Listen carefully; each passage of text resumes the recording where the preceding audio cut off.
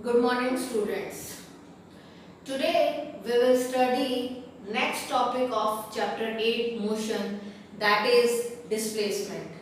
Now, what is displacement? Is the shortest distance between initial and final position of object. देखिए displacement क्या है। Object की जो initial मतलब स्टार्टिंग फर्स्ट पोजीशन और ऑब्जेक्ट की जो फाइनल मतलब लास्ट पोजीशन होती है उसके बीच की शॉर्टेस्ट सबसे छोटी डिस्टेंस को हम कहेंगे displacement. It is also denoted with small S और इसकी एसआई यूनिट भी मीटर होती है which is denoted with small M.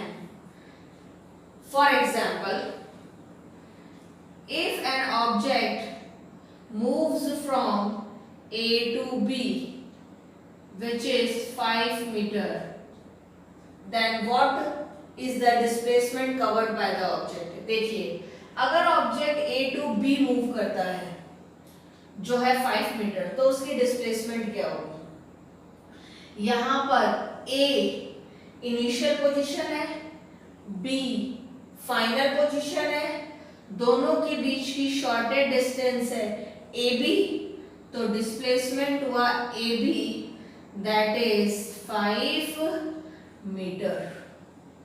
अब आप कहेंगे कि ये तो डिस्टेंस की तरह हो गया। देखिए इस केस में डिस्टेंस और डिस्प्लेसमेंट सेम है। क्यों? क्योंकि object same straight path cover कर रहा है in the same direction. Object एक ही स्ट्रेट सीधा पाथ कवर कर रहा है एक डायरेक्शन में, तो जो डिस्टेंस है वही डिस्प्लेसमेंट होगी दैट इज 5 मीटर। लेकिन ऐसा हर केस में नहीं होता। जहां ऑब्जेक्ट का पाथ चेंज हुआ, डायरेक्शन चेंज हुई, वहां डिस्टेंस और डिस्प्लेसमेंट भी चेंज होगा। कैसे? इधर देखिए, if object moves from A to B which is 5 meter and then back to A, then what are the distance and displacement covered by the object? देखिए अगर object A to B move कर रहा है और फिर B से वापस A पे आ रहा है तो उसकी डिस्टेंस और डिस्प्लेसमेंट क्या होगी। देखिए डिस्टेंस जैसा कि मैंने आपको कल बताया था, it is the length of the total path covered by an object. एक ऑब्जेक्ट जो भी पाथ कवर कर रहा है उस टोटल पाथ की टोटल लेंथ को क्या कहेंगे? डिस्टेंस। यहाँ पे ऑब्जेक्ट का टोटल पाथ है A to B यानी AB plus B to A यानी BA। तो ऑब्जेक्ट का टोटल पाथ है AB प्लस BA जिसकी टोटल लेंथ हो गई 5 plus 5 that is 10 metre. So here object covers a distance of 10 meter. Now, what about the displacement? Object जब A से B गया और फिर वापस A पे आया तो इस पूरे केस में ऑब्जेक्ट ने स्टार्ट कहां से किया? उसकी स्टार्टिंग इनिशियल फर्स्ट पोजीशन क्या थी? A, और उसकी फाइनल लास्ट पोजीशन भी क्या थी? A, क्योंकि A से स्टार्ट किया, B पे गया और वापस A पे आ गया, तो A he starting first initial position हुई और A he final last position हुई। यानी इनिशियल और फाइनल पोजीशन है A ही इनिशियल पोजीशन है और A ही फाइनल पोजीशन है, तो उसके बीच की शॉर्टेस्ट डिस्टेंस क्या होगी? 0 मीटर। तो यहाँ डिस्प्लेसमेंट है 0 मीटर। तो इस तरह से displacement is different from distance. Distance में तो क्या होता है, ऑब्जेक्ट जो भी पाथ कवर कर रहा है, चाहे आगे से आगे जा रहा हो, पीछे आ रहा हो, साइड में जा रहा हो, तो उसका जो भी टोटल पाथ है उसकी टोटल लेंथ ऐड हो जाती है, दैट इज डिस्टेंस। लेकिन डिस्प्लेसमेंट में ऐसा नहीं होता। डिस्प्लेसमेंट में जो उस पाथ की इनिशियल पोजीशन है और लास्ट में जो फाइनल पोजीशन है उसके बीच की सबसे शॉर्टेस्ट डिस्टेंस को डिस्प्लेसमेंट कहते हैं। ये हम और समझेंगे विद मोर एग्जांपल्स। देखिए अब नेक्स्ट, मान लीजिए ऑब्जेक्ट मूव किया A टू B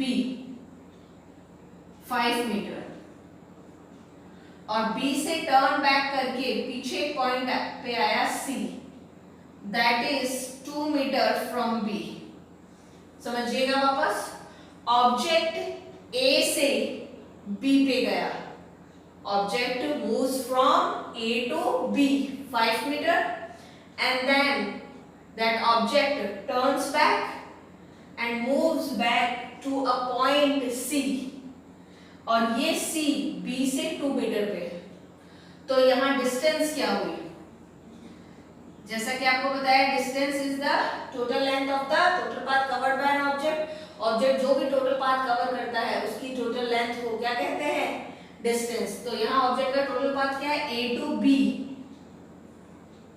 यानी AB प्लस फिर गया B टू C यानी BC। AB कितना है 5 प्लस BC कितना है 2, तो ऑब्जेक्ट की डिस्टेंस हो गई 5 प्लस 2 7 मीटर। नाउ डिस्प्लेसमेंट कितना है, इस पूरी जर्नी में पाथ में ऑब्जेक्ट की इनिशियल स्टार्टिंग पोजीशन क्या है, जहां से उसने स्टार्ट किया A, और उसकी फाइनल पोजीशन क्या है, लास्ट पोजीशन क्या है जहां पे उसने एंड किया, फिनिश किया, C। तो initial position A, final position C, और इनिशियल पोजीशन A और फाइनल पोजीशन C के बीच की शॉर्टेस्ट डिस्टेंस हो गई AC। तो यहाँ डिस्प्लेसमेंट है AC,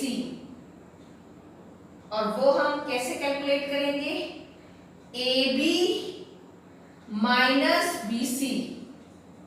तो इस AB में से BC माइनस कर दो, तो AB में से BC माइनस कर दोगे तो आपके पास क्या बचेगा, AC, that is displacement. AB कितना है 5 माइनस BC कितना है 2, तो डिस्प्लेसमेंट AC कितना हुआ 3 मीटर। ठीक है, फिर से बता दो, इस पूरे पाथ में ऑब्जेक्ट गया A to B and then C। तो इनिशियल हो गई A, फाइनल पोजीशन हो गई C। इनिशियल पोजीशन A और फाइनल पोजीशन C के बीच की शॉर्टेस्ट डिस्टेंस AC, तो डिस्प्लेसमेंट हो गया AC। अब ये AC कैसे कैलकुलेट करें, AB माइनस BC। तो AB है 5 माइनस BC है 2, तो AC आ गया 3 मीटर इज द डिस्प्लेसमेंट। ठीक है, तो इस तरह से displacement is quite different from distance. Next case, object is moving from A to B, that is 10 metre, और फिर वो B से टर्न बैक करके A पे आता है, और फिर A से भी बियॉन्ड पीछे चला जाता है किस पे, C पे, और ये C A से 2 मीटर डिस्टेंस पे है। तो यहां क्या हुआ, ऑब्जेक्ट मूव किया A to B, that is 10 metre, फिर ऑब्जेक्ट ने B से टर्न किया, A पे तो गया, A से भी बियॉन्ड यानी पीछे चला गया, कहां पे, C पे, और A से C है 2 मीटर। तो डिस्टेंस क्या हुई, डिस्टेंस के लिए we will calculate the total length of the total path covered by the object। Object ने जो भी टोटल पाथ कवर किया है उसकी टोटल लेंथ निकालेंगे। तो ऑब्जेक्ट का टोटल पाथ है A to B प्लस फिर B से टर्न बैक किया A तक आया तो B to A BA plus फिर A से पीछे चला गया C तक तो A to C AC। तो A to B AB plus B to A BA plus A to C AC। AB कितना है 10 प्लस BA कितना है 10, AB 10 फिर B से A 10 प्लस AC कितना है 2 तो कितना हो गया 10 प्लस 2 22 मीटर। तो यहाँ ऑब्जेक्ट की डिस्टेंस कितनी है 10 10 2 यानी कि 22 metre. Now what about the displacement.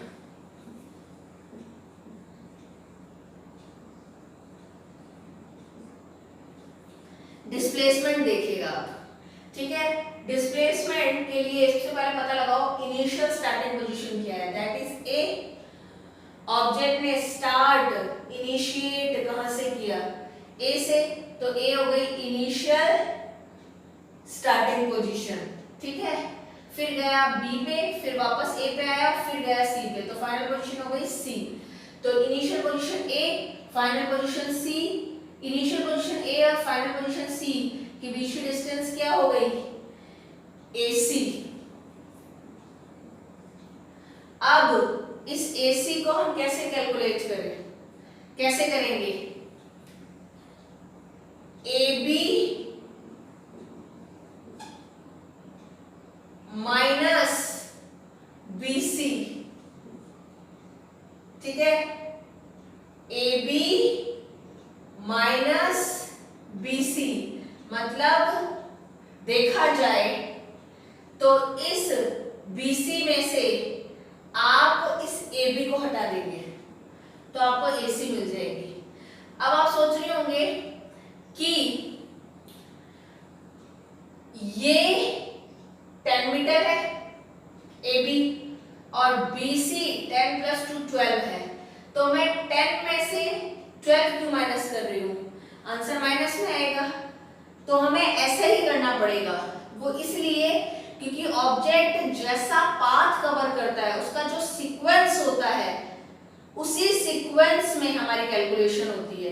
पहले वो A to B गया तो हमने लिया 10 और फिर वो B to A और फिर C गया तो हम फिर माइनस BC लेंगे, दैट इज 12। तो AB आया 10 माइनस B से C 10 प्लस 2 12, तो 10 माइनस 12 कितना हो गया -2 मीटर, यानी AC कितना है, ये कितना है -2 मीटर। ऐसा इसलिए भी है क्योंकि डिस्प्लेसमेंट यहाँ नेगेटिव आना चाहिए। नेगेटिव इसलिए क्योंकि जो ऑब्जेक्ट है वो इनिशियल पोजीशन से पीछे चला गया। पहले वो इनिशियल पोजीशन से आगे की तरफ जा रहा था, A to B उसकी ये डायरेक्शन थी। फिर उसने अपनी डायरेक्शन रिवर्स की, चेंज की, अपोजिट की, तो अपोजिट डायरेक्शन के लिए माइनस आता है और ये माइनस तभी आएगा जब आप सीक्वेंस में पाथ लेंगे, जिस सीक्वेंस में वो गया है AB माइनस BC, तो ये AC आ जाएगा। AB 10 है माइनस BC 10 प्लस 2 12 है, तो AB 10 माइनस 12 तो AC आ जाएगा -2 मीटर, ठीक है।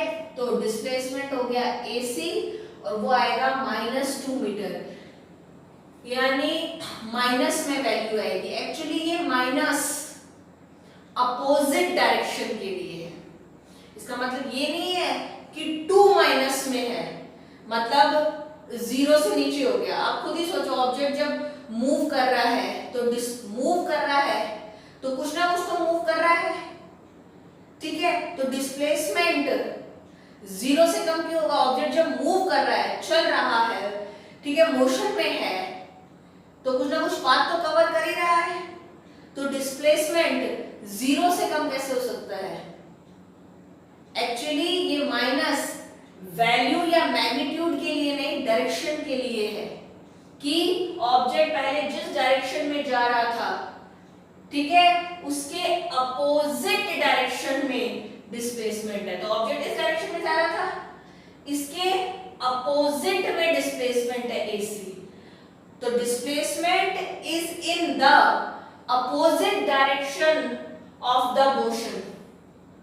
तो पहले जिस डायरेक्शन में जा रहा था उसके अपोजिट में डिस्प्लेसमेंट है AC, ठीक है, इधर जा रहा था और जो डिस्प्लेसमेंट है वो AC है, अपोजिट है, उसके लिए ये माइनस आएगा।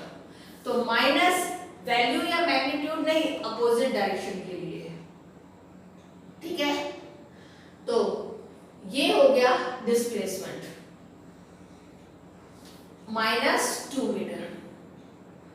कोई प्रॉब्लम? तो आपने क्या देखा? आपने इन एग्जांपल्स से ये नोट किया कि डिस्टेंस और डिस्प्लेसमेंट ये दोनों फिजिकल क्वांटिटी एक दूसरे से काफी डिफरेंट है। डिस्टेंस में हम क्या करते हैं, एक बार मैं दोनों को डिफरेंशिएट कर रही हूँ विथ फ्यू पॉइंट्स।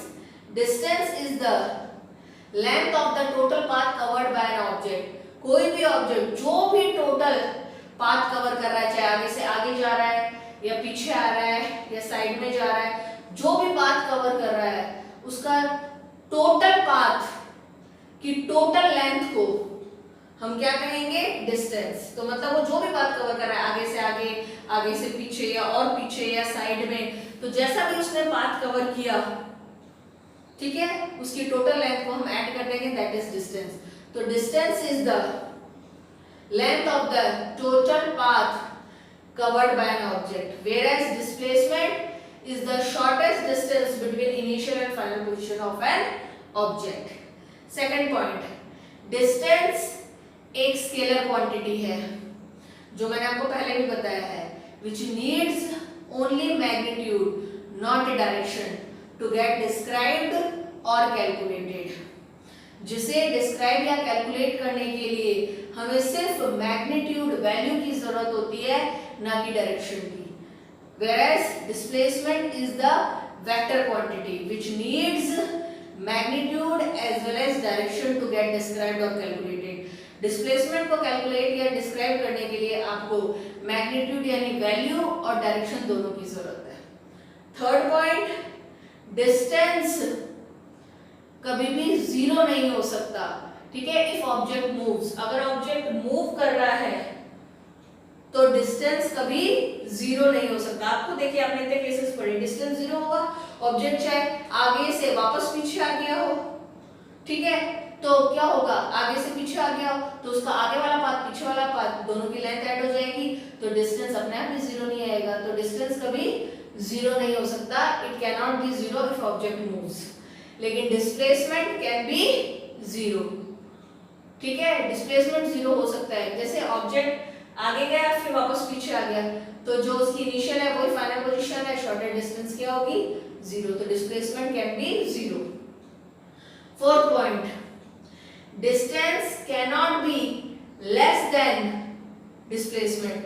डिस्टेंस कभी भी डिस्प्लेसमेंट से कम नहीं हो सकता, क्योंकि डिस्टेंस में आप टोटल पाथ की टोटल लेंथ को ऐड कर देते हो, तो उसमें एडिशन होता है, जो भी उसने पाथ कवर किया उसकी टोटल लेंथ ऐड हो जाती है। तो डिस्टेंस कभी भी डिस्प्लेसमेंट से कम नहीं हो सकता, ठीक है। इसके अलावा डिस्प्लेसमेंट जो है वो डिस्टेंस से कम हो सकता है। क्यों? क्योंकि डिस्प्लेसमेंट में जो होता है इनिशियल और फाइनल पोजीशन की शॉर्टेस्ट डिस्टेंस लेते हैं, इसलिए डिस्प्लेसमेंट डिस्टेंस से कम हो सकता है, ठीक है।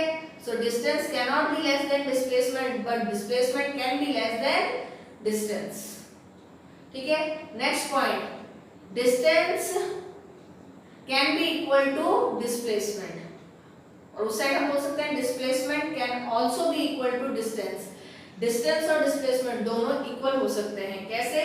जब ऑब्जेक्ट सेम स्ट्रेट पाथ पे मूव कर रहा है इन सेम डायरेक्शन, जैसे यहाँ हुआ, ऑब्जेक्ट एक ही स्ट्रेट पाथ पे मूव कर रहा है और एक ही डायरेक्शन में। आप देखिए A to B गया, तो देखिए जब ऑब्जेक्ट A to B गया तो उसका पाथ सेम रहा, स्ट्रेट रहा, ए टू बी, और एक ही डायरेक्शन रही। तो ऑब्जेक्ट सेम एक ही स्ट्रेट सीधे पाथ पे मूव करता है एक ही डायरेक्शन में, जैसे ए टू बी, तो जो डिस्टेंस है वही डिस्प्लेसमेंट होती है। तो इस केस में distance and displacement are equal to each other. ठीक है, now distance is always positive, distance हमेशा पॉजिटिव होता है, it can not be negative. आपने ये केस देखा, ये केस देखा, ये वो, तो उसमें क्या होता है, टोटल पाथ की टोटल लेंथ को ऐड कर देते हैं। जब एडिशन हो रहा है तो डिस्टेंस पॉजिटिव ही आएगा, नेगेटिव आ नहीं सकता। But displacement can B negative, displacement negative हो सकता है कब, जब ऑब्जेक्ट जिस डायरेक्शन में मूव कर रहा है उसकी अपोजिट डायरेक्शन में डिस्प्लेसमेंट होता है, देन डिस्प्लेसमेंट इज नेगेटिव। ये देखिए जैसे यहाँ आया, ऑब्जेक्ट पहले इस डायरेक्शन में मूव कर रहा था और उसके अपोजिट में डिस्प्लेसमेंट आया AC, which is negative. So these are the basic differences between distance and displacement. In our next class, we will solve few more numerical problems related with distance and displacement. It's all for today. Thank you. Have a nice day.